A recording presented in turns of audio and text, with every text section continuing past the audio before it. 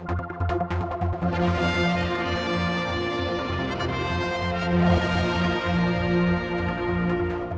we're down here on North Quay, sort of looking forward to summer, not quite there yet. Andrew Bentley from Douglas Council here. There's a couple of things I want to talk about. First of all, we're going to go ahead again with what was an experiment last year about making this just for pedestrians only in the summer.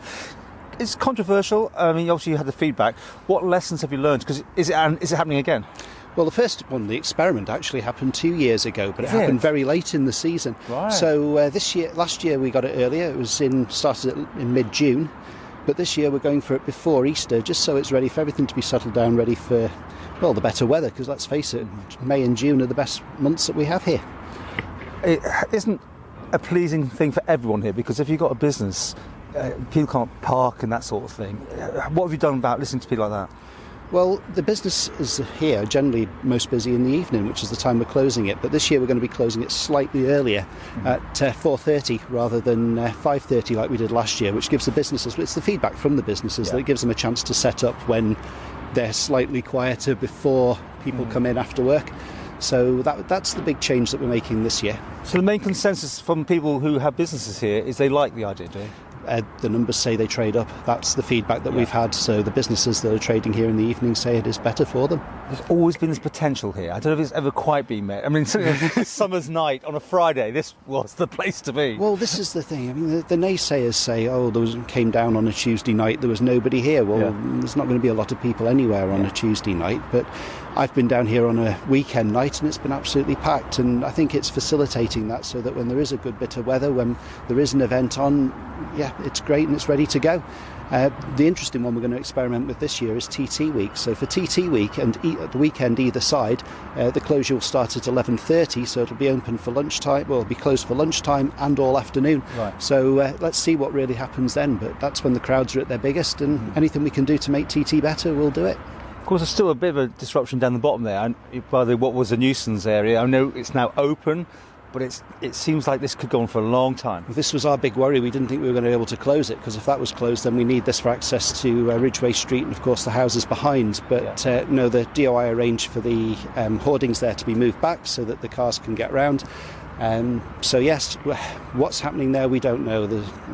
Could be a long struggle almost. The developer and the planning office are locking horns over it, so that's above my pay grade, that one, so I can't comment beyond that. Okay.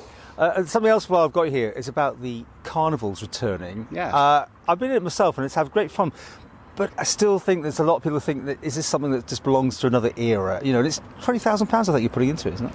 Well, I mean, first of all, let's just say the £20,000, the story is actually it's nearly half the budget of the last carnival that took place in 2018.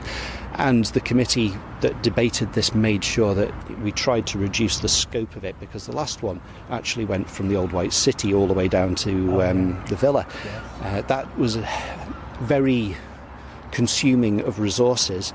This time we're going to run it along Loch Promenade, which there's less road closure, there's less access issues for businesses and for getting into and out of apartments. So overall the resources are much, much less intense for what we're proposing this year. So is it a big chunk of money? That's a matter to debate, isn't it?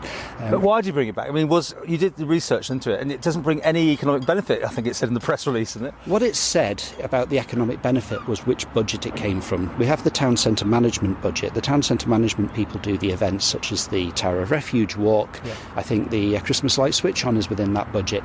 And that was the question, that it couldn't come out of that budget because they didn't think there was an economic justification for it, so it had to come out of a different budget.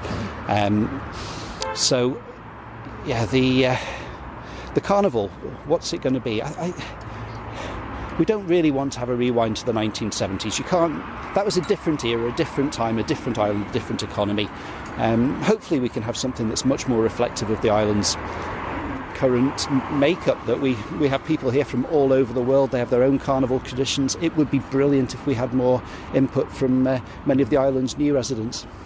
Finally, back to TT. I mean, you got that bottleneck car park, which used to be a great place for bushes and that sort of thing. Things changed. Yes. What's the latest on? What's that going to be? And obviously you got 1886 doing things. So what's the position for the council?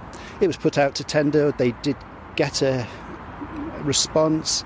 It looked promising, and that fell through. I believe that there's going to be a baggage store there. A baggage store? I believe so. It's very unfortunate.